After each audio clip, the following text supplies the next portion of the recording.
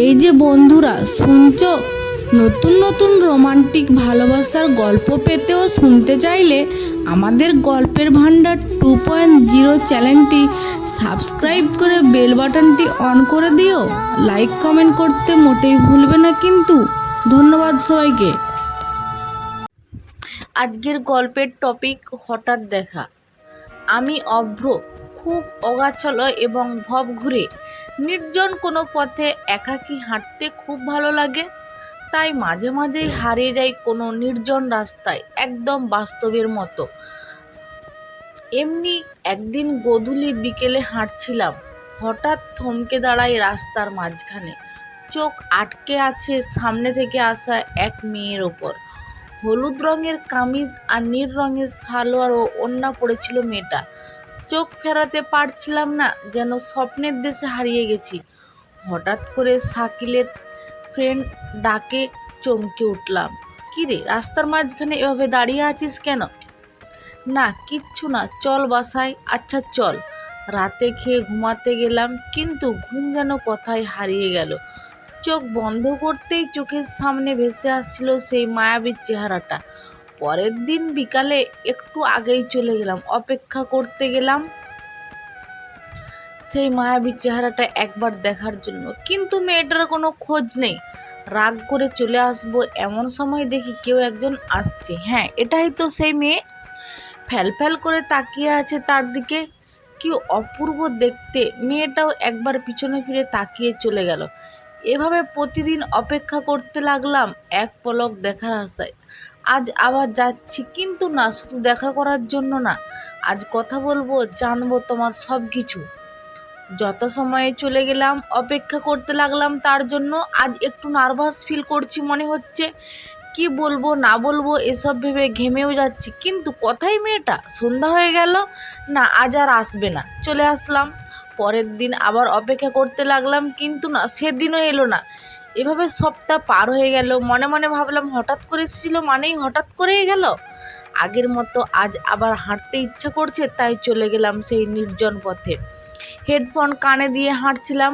হঠাৎ করে আবার সেই আগের মতো নিজের চোখকে বিশ্বাস করতে পারছি না। হ্যাঁ, এটাই সেই মেয়ে।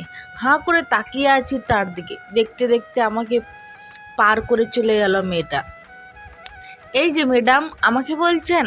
আশেপাশে তো আর কাউকেই দেখছি না। জি বলুন।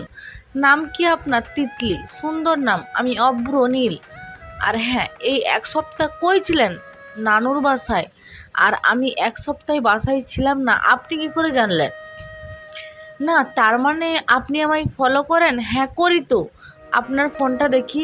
কিছু বলার আগে এই ফোনটা হাত থেকে নিয়ে আমার নাম্বারটা তুলে একটা কল দিলাম। এইটা আমার নাম্বার। এখন ভাই, আমার কাজ আছে বলেই ফোনটা তিতলির হাতে দিয়ে চলে আসলাম। পিছন ঘুরে দেখি তিতলি আমার দিকে হাঁ করে তাকিয়ে আছে। রাত খেয়ে ফোন নিয়ে ঘাঁটাঘাঁটি করছিলাম, তিতলির নাম্বারটা বের করে ভাবছিলাম ফোন দিব। আবার ভাবছিলাম, তখন হুট করে চলে আসছি কিছু না বলে। এখন নাকি বলবে এসব ভাবতে ভাবতে কল দিয়েই দিলাম। হ্যালো, কেমন আছেন? ভালো। আপনি? ভালো না কেন? আপনি তো এত সুন্দর কেন? ঢপ দিয়েন না তো। তখন ওইভাবে হুট করে চলে গেলেন কেন? তাকিয়ে থাকতে পারছিলাম না তাই। না কিচ্ছু না। কি করছেন? বসে আছি। আপনি? মনের মানুষটার সাথে কথা বলছি। মানে না কিছু না শব্দ কিছুতেই না কিছু না করেন কেন? বলতে কি ভয় পাচ্ছেন? ভয় পাবো কেন তাহলে? আসলে আমি এত জলদি পেতে যাচ্ছি না। আমি শুনছি যেটা যত জলদি আসে তত সেটাই জলদি যায়। কিচ্ছু না, আজ গুড নাইট। কিছু বলার আগেই ফোনটা কেটে দিলাম। এরপর থেকে রেগুলার কল হতো। ভালোই কাটছিল সময়। দিনের বেশিরভাগ সময় তিতলির সাথে কথা বলে কাটাতাম। আমি বুঝতাম ও আমাকে ভালোবেসে ফেলেছে, শুধু আমার বলার অপেক্ষায় আছে। কিন্তু আমি তো এত জলদি বলতে চাই না। আজ 1 মাস পূরণ হলো তিতলির সাথে কথা বলার। ভাবতে আমার অপেক্ষা করানো ঠিক হবে না।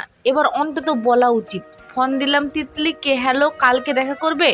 কোথায়? আমাদের যেখানে প্রথম দেখা হয়েছিল। ওকে। বিকেলে চলে গেলাম সেখানে। যাওয়ার পথে একটি গোলাপ কিনে নিলাম। গিয়ে দেখি তিতলি দাঁড়িয়ে আছে। আমি কোনো কথা না বলে ওর সামনে হাঁটু গেড়ে বসে গোলাপটা দিয়ে দিলাম। আমি তোমাকে ভালোবাসি। তিতলি আমার হাত থেকে ফুলটা নিয়ে আমাকে জড়িয়ে ধরে বলল, আমিও তোমাকে ভালোবাসি। শক্ত করে জড়িয়ে ধরে আছে তিতলিকে। হঠাৎ ধাক্কা দিয়ে সরিয়ে দিল আমায়। এই কথাটা বলতে এত সময় লাগে? আরে পাগলি, দেখছিলাম তুমি আমায় কতটা ভালোবাসো, অত কিছু বুঝি না, তুমি আমাকে কষ্ট দিচ্ছ, শাস্তি পেতেই হবে। কি শাস্তি আবার? কান ধরো মানে কি? দেখছো কত মানুষ, তো আমি কি করব? কি আর করার, কোনো কান ধরতেই হলো। আমি কান ধরে দাঁড়িয়ে আছি, ও আমায়ের দিকে তাকিয়ে দৌড়ে এসে আমাকে জড়িয়ে ধরলো। কিচ্ছু বলছে না। আমি ওর কানের কাছে মুখ নিয়ে গেলাম। এভাবে জড়িয়ে ধরলে আমি হাজারবার কান ধরতে রাজি। তো ভিডিওটি সবাই আপনাদেরকে কেমন লাগলো? ভালো লাগলে আমাদের চ্যানেলে পাশেই থাকবেন।